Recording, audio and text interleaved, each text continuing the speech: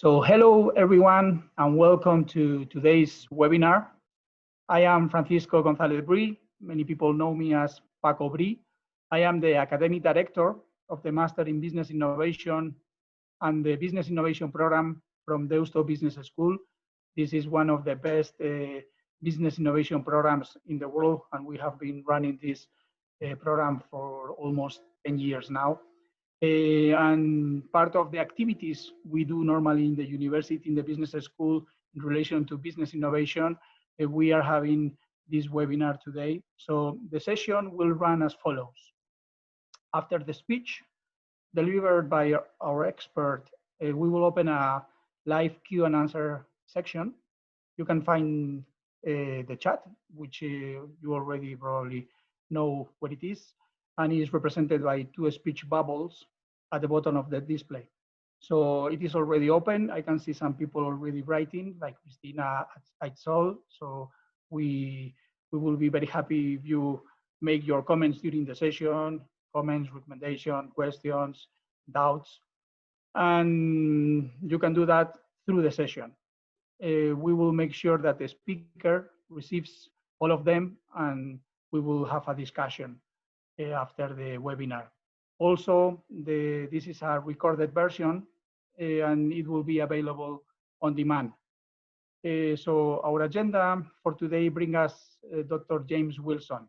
He has been with us as a professor for many years, and he's the director of research at Orkestra-Basque Institute of Competitiveness and Teaching Faculty at Deusto Business School. His research is focused on policy-relevant analysis on territorial competitiveness, including territorial strategy making, governance, clusters, and innovation policy. He has published widely on these issues in peer-reviewed journals and academic books, and he is currently leading mapping and analytical work within the European Cluster Collaboration Platform. He is regularly invited as an expert speaker advisor by institutions such as the European Commission and by national and regional governments, and he is a member of the board of directors of TCI Network. It is a great pleasure to have you here today, James. This is all for now. Enjoy this webinar, and without further ado, I pass you over Dr. Wilson. Welcome, James. Thank you very much, Paco, and good afternoon, everybody. I hope that everybody can hear me okay. If there's any problems, then please say something in the chat.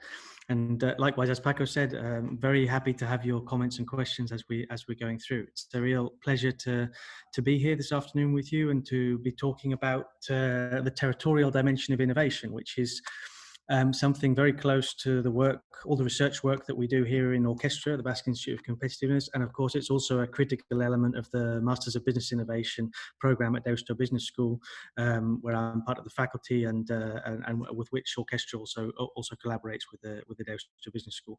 So it's a pleasure to be here and have the opportunity to share some ideas around this territorial dimension of innovation.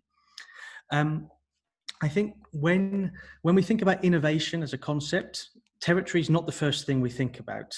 We usually associate innovation perhaps with businesses, perhaps with a laboratory or a scientific type of setting, but not necessarily with the territory.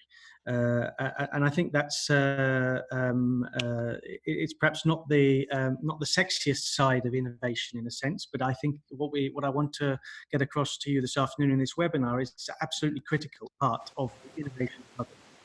And if businesses, universities, startups, a whole ecosystem wants to innovate, then the territorial context in which they find themselves is really very, very important.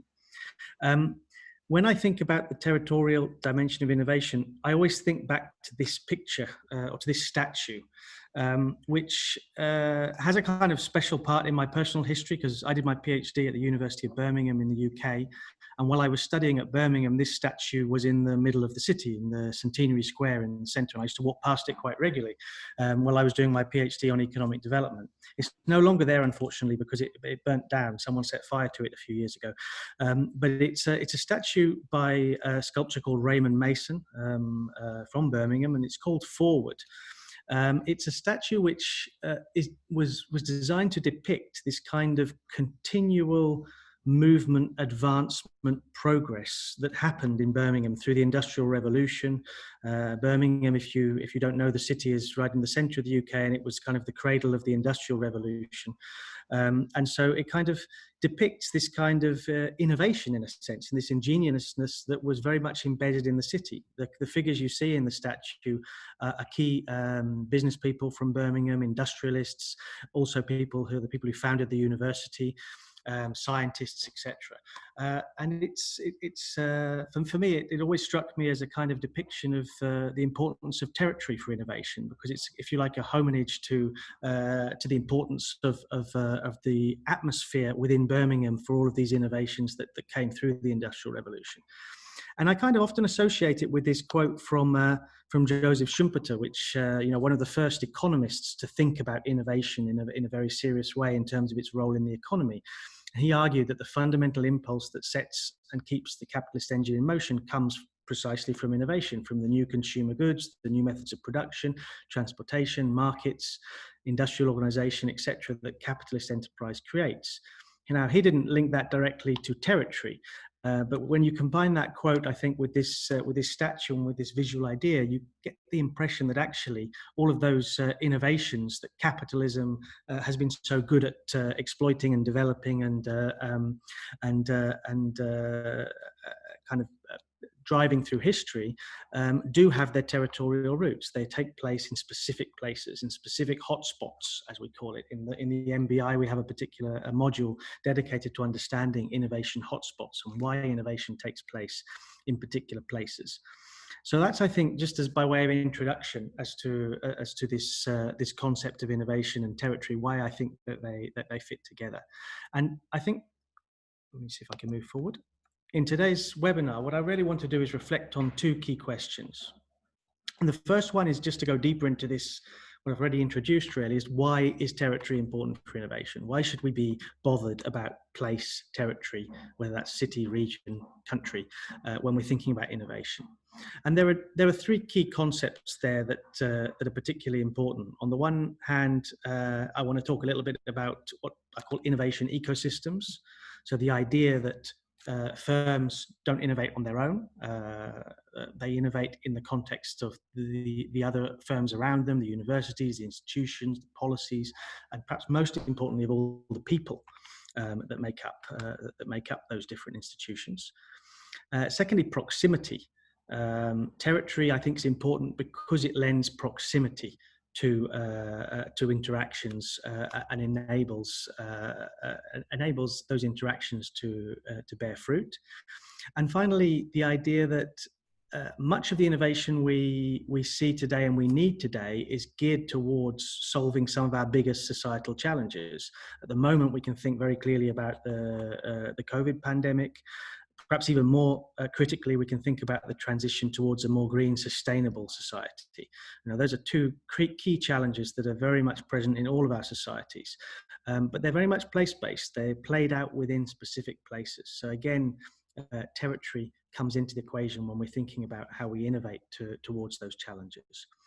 The second question I want to get onto a little bit later in the webinar is, well, how can we leverage the power of cooperation more effectively in that territorial context?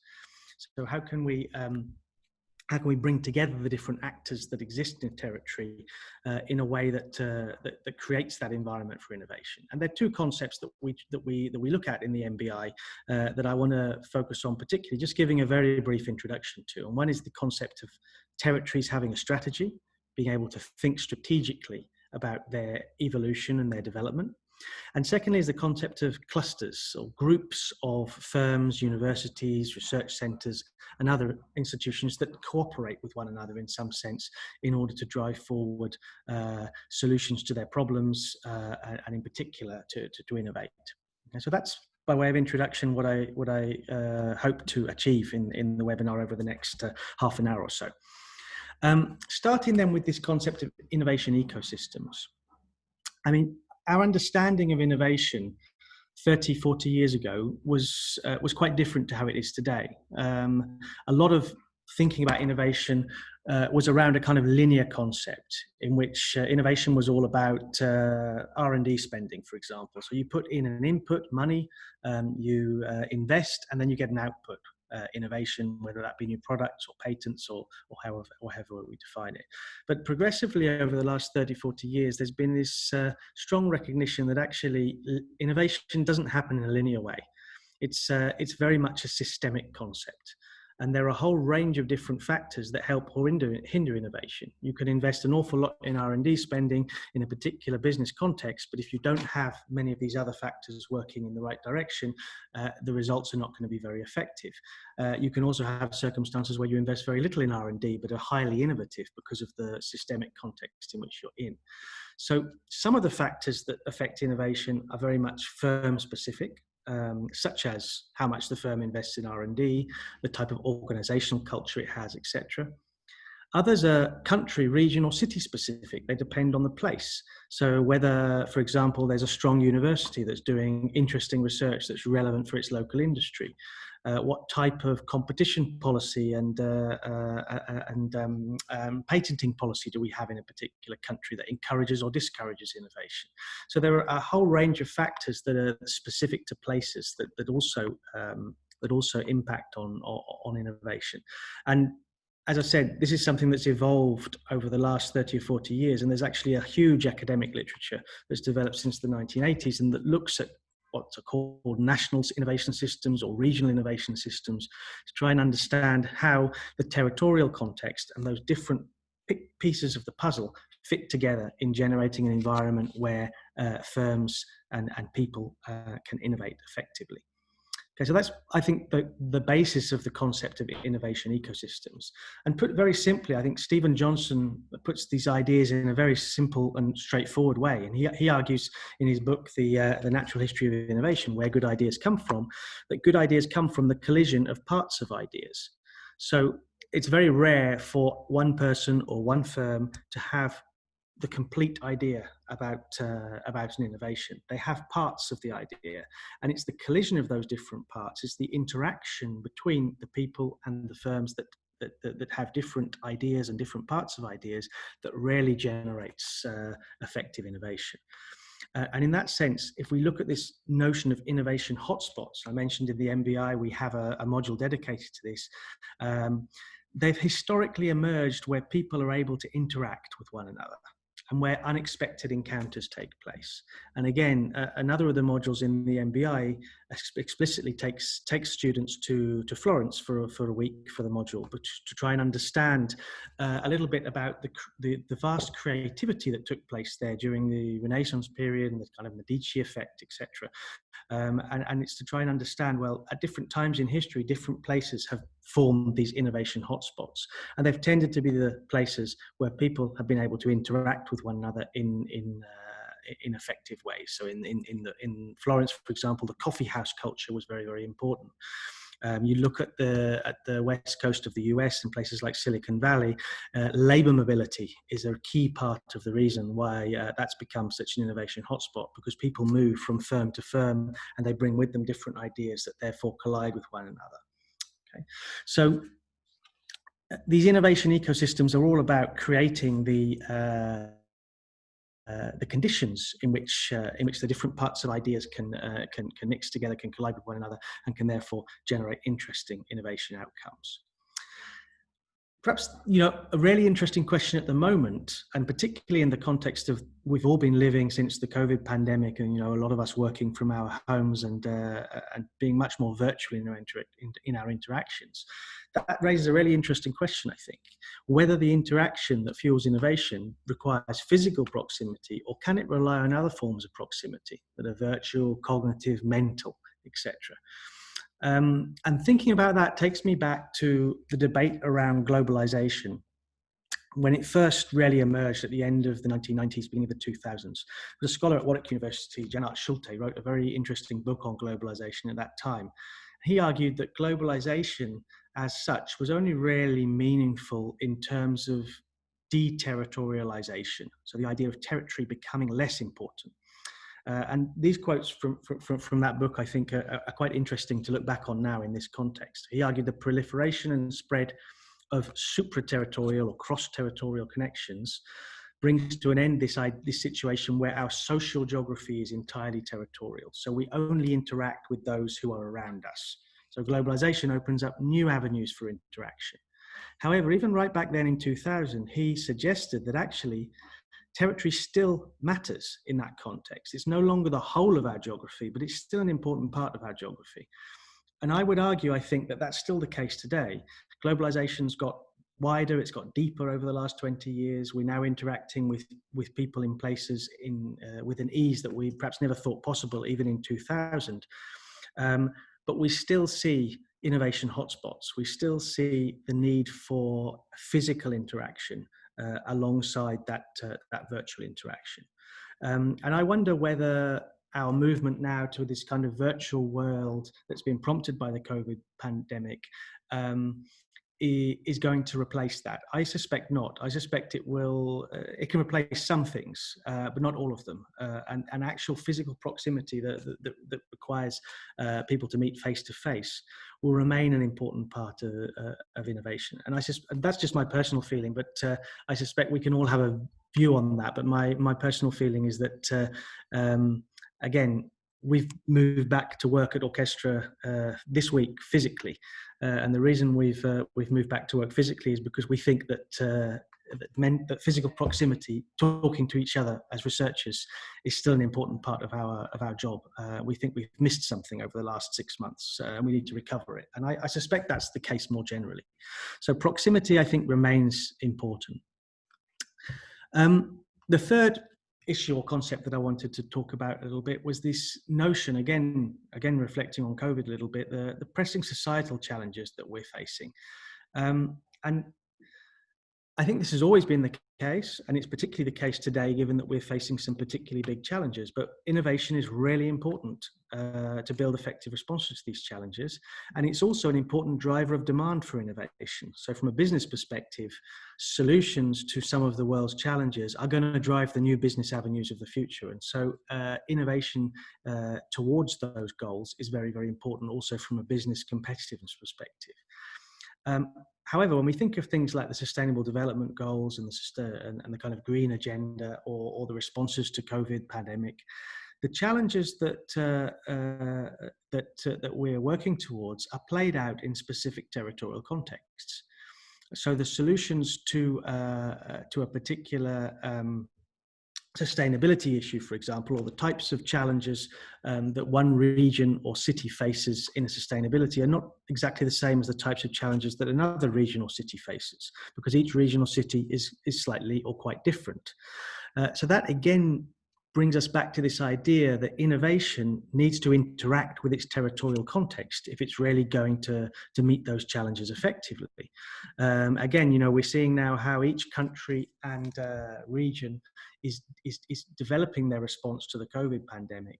And it's very difficult to have a uniform response. We see this very clearly in Spain with the different autonomous communities taking slightly different routes in their responses, with the whole debate around to what extent the response should be regional or should be national. And I think that it's the case that given the differences in environments, some are very rural, some are very city-based, given the differences in health systems, given the differences in the type of industry that characterizes different regions, the response is likely to be slightly different in different places. And the innovations that are required for those responses are likely to be different. So again, when it comes to that demand side of innovation, territory again is I think very important and should be playing a very important role.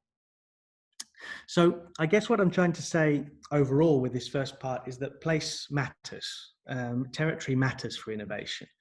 And the fact that we live in a world with vastly different territorial contexts means that we need place-based approaches to supporting innovation and competitiveness and to developing innovation and competitiveness. And if we look around the world, we see differences in the terrain, in the resources, the people, history, culture, the legacy of economic activities, the local demand, the policy competences, a whole range of things make places very different. And that means that the way we think about innovation in different places also needs to be different. three photos at the bottom here just to try and illustrate that. You have the tulip fields in the Netherlands, highly innovative country, a highly innovative region in an agricultural sense, but it's a very type of innovation, different type of innovation, or very different innovation environment to the city centre of Sydney, for example, which is a financial innovation hub, or to Birmingham's industrial heritage with the Cadbury's factory kind of representing what I talked a little bit about earlier in terms of Birmingham's industrial heritage. So we need to think about place when we think about innovation, I think is my main point here. And that's because firms are physically located in specific places for specific reasons. So that's something that we need to be sensitive to. I would suggest that firms are embedded in systems of knowledge relationships which help them innovate. And those systems are global in many respects. So globalization has made them global. But again, as I mentioned earlier, I suspect that they still rely strongly also on physical proximity. And evidence tells us that. The fact that innovation takes place in certain places in the world much more effectively than others.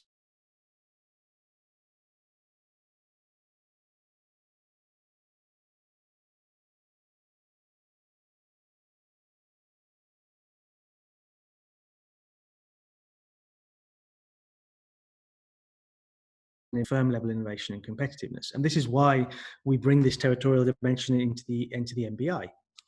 Can everybody still hear me? Okay, I've got a message saying my internet connection is unstable.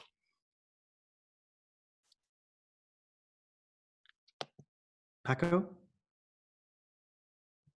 Yes, now there was a little problem, but it's okay. Fine now, I think. Okay, great, great.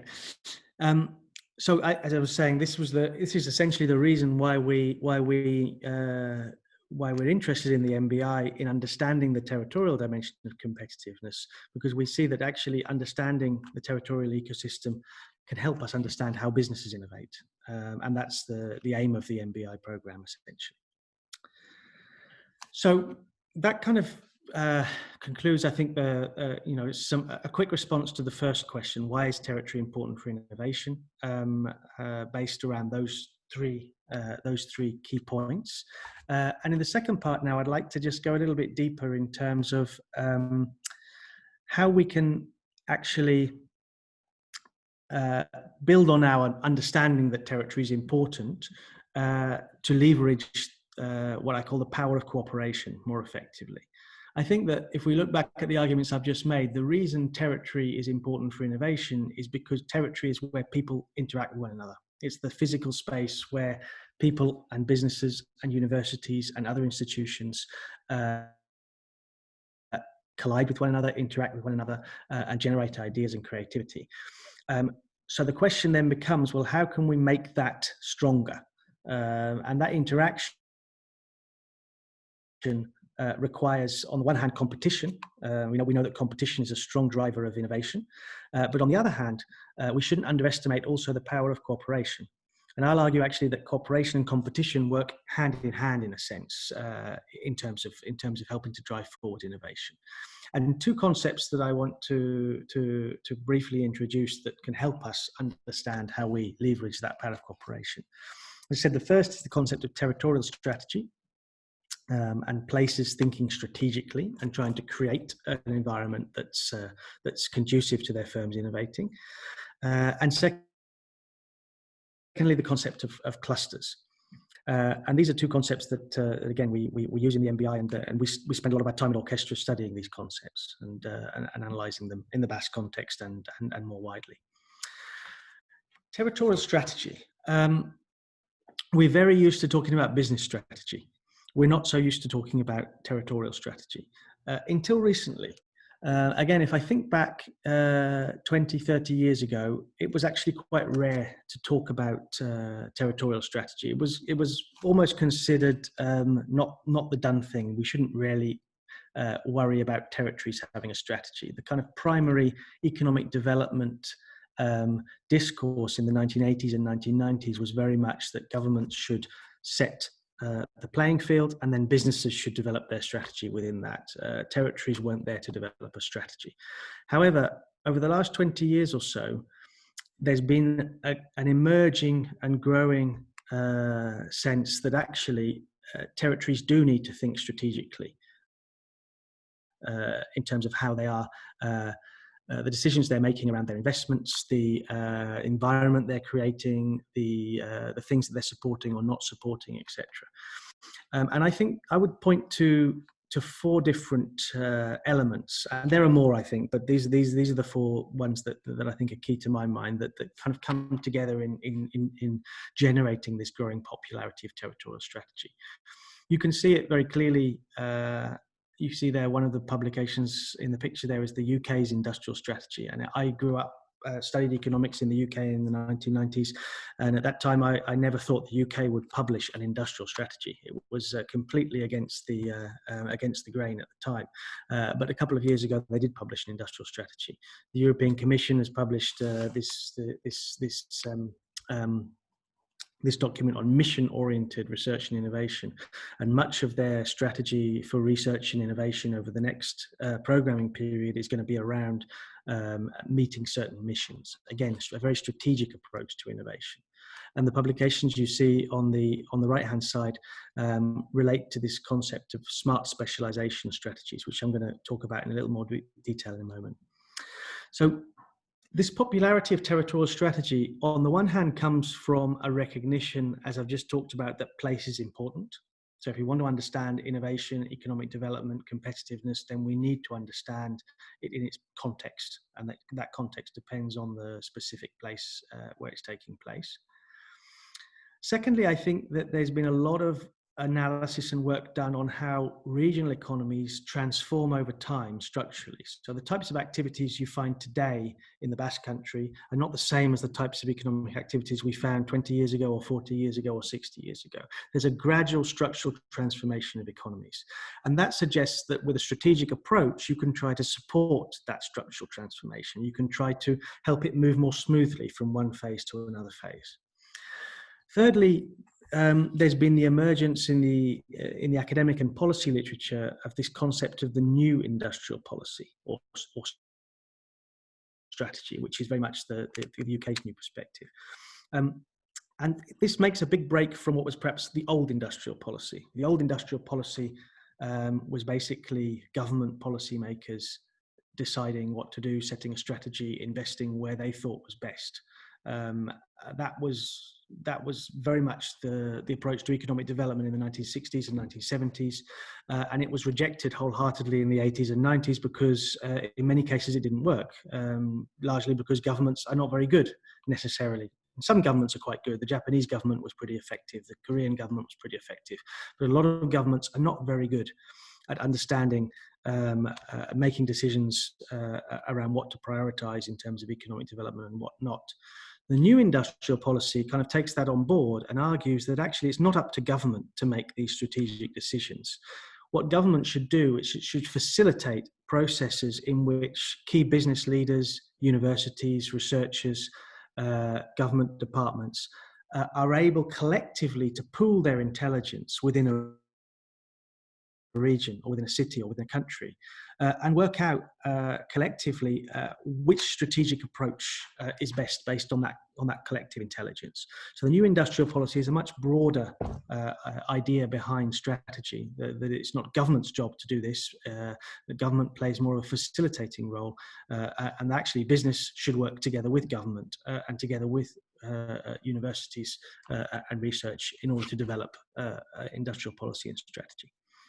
And the fourth kind of element, I think, that is behind this popularity of territorial strategy is this need for innovation to be driven by societal challenges. And this is behind much of the idea of mission-oriented policy, the types of arguments that Mariana Mazzucato makes, for example. We have big societal challenges. We need to solve them. Innovation needs to be targeted towards those challenges. And therefore, we need to involve different stakeholders in the innovation process in a territorial context. So the way that this has been, I think,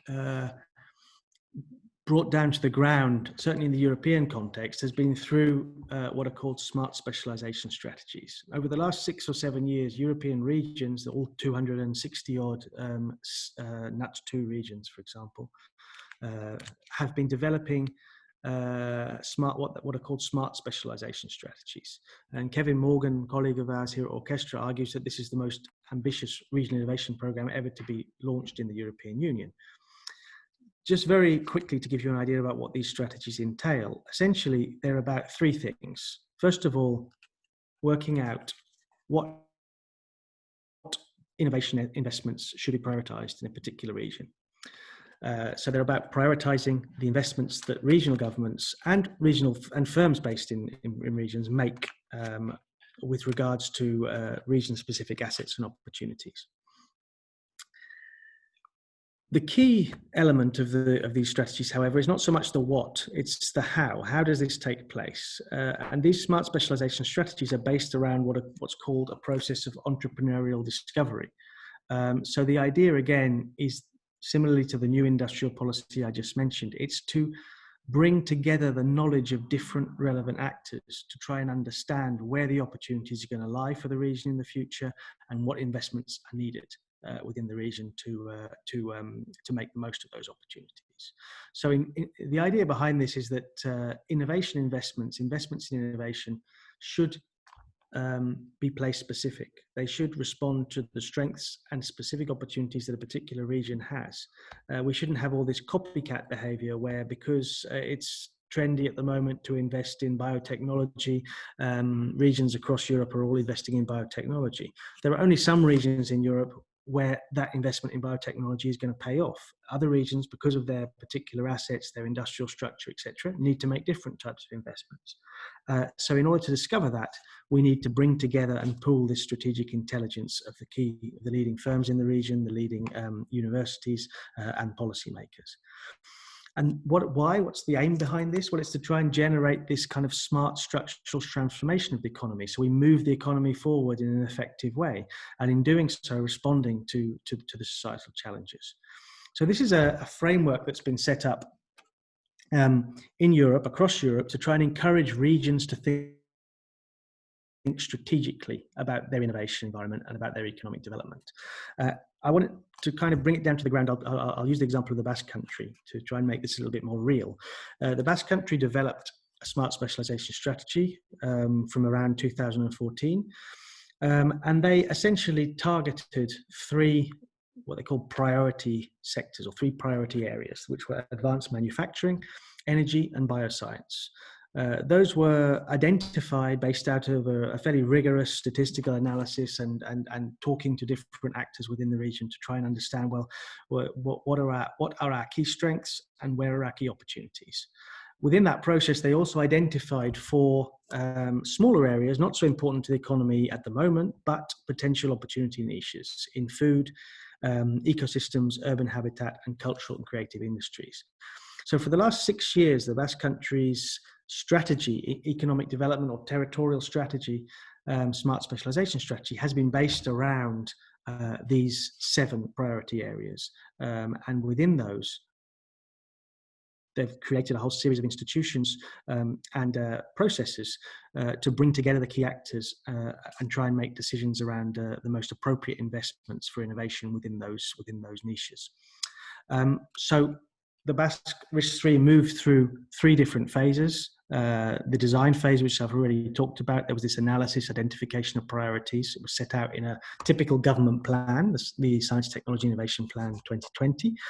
It wasn't quite a typical government plan, however, because it was flexible. It was defined in a way that acknowledged the start of a process. And in fact, as the process in phase 2 and phase 3 developed and started to take off, there were changes made back into that plan. So it was actually quite an innovative approach to policy. The second phase was this early implementation, which was all about establishing governance mechanisms and ground rules. And most importantly, just to be very simple and try and get the message across in a straightforward way, there were lots of other things, but the key mechanism that was used was the creation of steering groups in each of these 7 areas that brought together the key policymakers, the key business leaders, and the key researchers or research institutions that were working in those areas. And those steering groups were tasked with developing, first of all, analysis, and then putting into practice projects that took forward the innovation game within those within those niches. So the cooperative dynamics were really fundamental. The idea of cooperation, bringing together the key stakeholders so that they can cooperate around what's required for their innovation. And the third phase, we've seen the evolution of these steering groups. We've seen the priorities being refined, changed slightly. We've seen them being evaluated. And we're now moving into a fourth phase from 2020 that's obviously been a little bit disrupted by the COVID pandemic, which changes slightly, I think, how territorial strategy might work. Just to reflect briefly on that, territorial strategy or smart specialization post-COVID. COVID's disruptive to territorial strategy processes in some ways. We're seeing large and very heterogeneous changes in demand across industries. We're also seeing supply chain disruptions and reconfigurations. So that affects these strategic priority areas that the different regions across Europe have been working on. But the essential structural challenges that we're dealing with from an industrial perspective predate COVID. They haven't changed so much, and they are essentially these green, digital, and social transitions. And they're reflected very much in the key EU strategies and recovery planning. So just before COVID, the EU released its European Green Deal and then its European Industrial Strategy. Now it's releasing the Next Generation EU strategy. They're all focused around building the recovery from the COVID pandemic through these transitions, in particular, the green and digital transition. And these are kind of innovation challenges that were shaping smart specialization strategies before COVID, and I think will shape them perhaps more quickly in a sense after or in post-COVID context. So from our understanding of these territorial strategy processes, I think that leveraging the power of cooperation that's inherent in those entrepreneurial discovery processes, in those steering groups, for example, in the Basque Country, will be really important for developing innovation pathways that move us into a greener, more digital industry in the future. So the key now is perhaps, in a context like the Basque Country, to build on those steering groups that have already been consolidated, and to help them move towards these challenges more quickly and more effectively. And while these territorial strategies provide a framework, the second concept I wanted to conclude on, clusters, I think can play a key role on the ground in fostering and strengthening the cooperative dynamics that are important for creating this innovation environment. So very briefly, what's a cluster? You may have heard the concept before, you may not have heard the concept before. Very, in a nutshell, a cluster is a group of firms, research institutions, government departments, and other actors that are working in a similar area, in a similar type of economic activity. All of our economic activity is clustered in the sense that it occurs in different places for different regions, for different reasons. So in the Basque Country, we have very strong metal manufacturing clusters that are based around metal in a sense because of the industrial legacy of the region. Alfred Marshall first identified this concept of what he called industrial districts.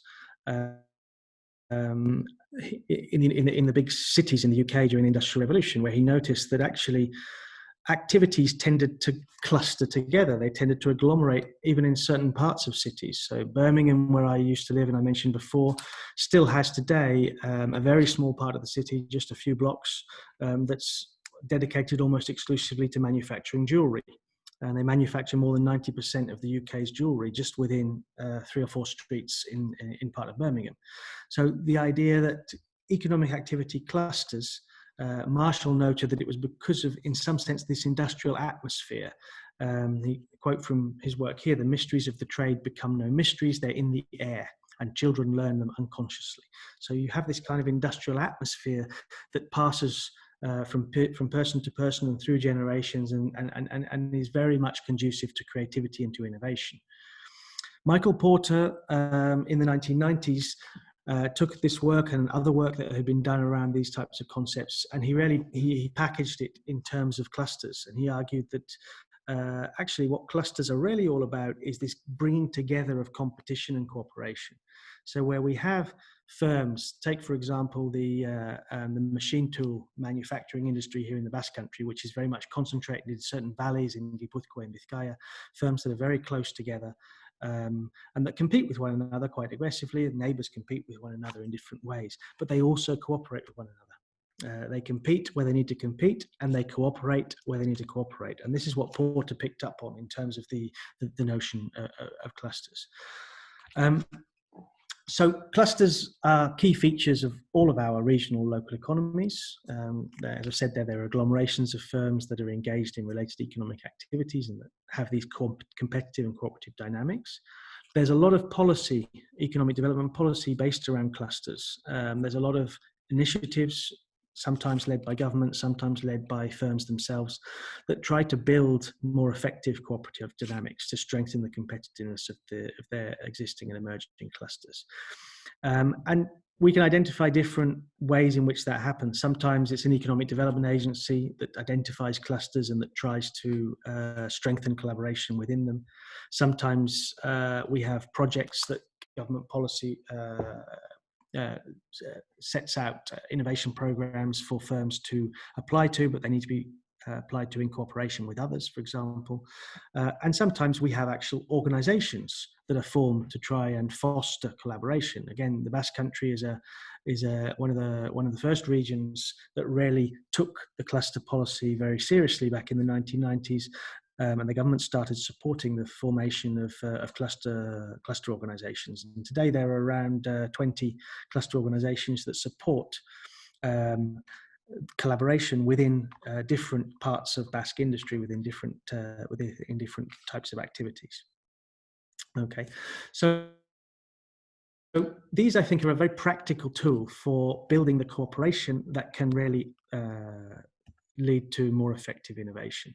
And this gets to the heart, I think, of the argument, leveraging the power of communication. Cooperation becomes a potent complement to competition when you meet certain conditions. And the key one is that there is a common or shared challenge. So you have firms that share a particular challenge. It might be an innovation challenge. It might be a lack of particular skills. It might be a need to internationalize, but a challenge that's shared across different firms. And in that circumstance, we often have a situation where different actors have different parts of the solution. So one firm may specialize in one part of the technology, another firm in another. A local university may be doing research that's another piece of the jigsaw puzzle, etc. Or in other cases, the solutions require a certain scale or critical mass. When it comes to skills, for example, it's very difficult for one firm, particularly an SME, a small and medium-sized enterprise, to solve the region's skills problems. However, when firms work together, also with a local university or with vocational training centres, then they can cooperate in a way that enables them to effectively solve their skills problems. So cooperation projects in clusters typically emerge in these sorts of areas, things like specialized infrastructure, innovation, internationalization, specialized training. And there is lots of examples across Europe of cluster organizations that are working very effectively to boost innovation amongst their members and amongst their firms. In terms of COVID, again, I would just briefly make an argument that I think cooperation that we see in clusters and more broadly has become an even more valuable asset in the context of COVID. And we see this very clearly when it comes to clusters. Private, so between firms, private-public, between firms and government, and public-public between different parts of government. They need to communicate with one another in times like this, because there is high uncertainty. We're in a situation that's new for all, that's changing very rapidly, and sharing strategic information and ideas becomes especially important in that context. Likewise, innovating. We need to develop solutions quickly to new problems. And we have done. We've seen solutions being developed by clusters, for example, for supply chains over the last 6 months. In the longer term, we have even bigger challenges in terms of the green transition or digital transition that, again, collaboration can be an important part of. In the European context, this is seen very clearly. For example, there's a great group of clusters or national cluster organizations that have formed the European Cluster Alliance. Since April, they've been organizing daily meetings. I went to one this morning and yesterday morning. Every morning at 8:30, cluster practitioners from around Europe meet to talk about what they're doing in response to COVID. And we've seen here, you can see, for example, a tweet by Ulla Engelmann, who's the director of the cluster unit within the European Commission, giving examples of how clusters have been helping. This was back in April or May during the initial resistance to the COVID phase, in terms of collaborating to find solutions to some of these problems. The European Cluster Collaboration Platform has created a response portal where, again, we see a lot of interaction between clusters that are coming together to share what they're doing and showcase their different examples. Just to conclude then, I think the reason that I wanted to introduce clusters as a concept here is because it bridges neatly back into the strategies and the idea of places having a strategy for innovation. We're very used to businesses having strategies. We're less used to places having strategies. Universities perhaps also have strategies, not always very effective ones, but universities do have a strategic direction as well.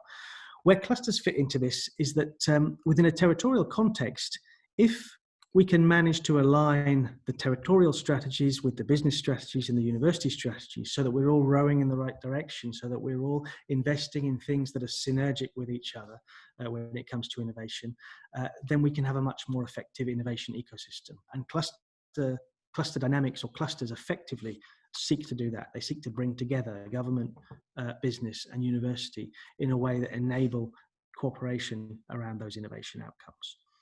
So I hope that through this webinar, I've been able to convince you a little bit that territory is a really important dimension to think about when we think about innovation. It's not just an issue for firms or for individuals or for research laboratories, etc. It's actually something that takes place within a specific territorial context and that really benefits from cooperation. Collaboration within those territorial ecosystems, and a couple of examples of how we can leverage the power of cooperation more effectively. Things that we pick up on in much more detail in the MBI program. And well, on that note, thank you very much for the attention, and I pass back to you, Paco, and to any questions.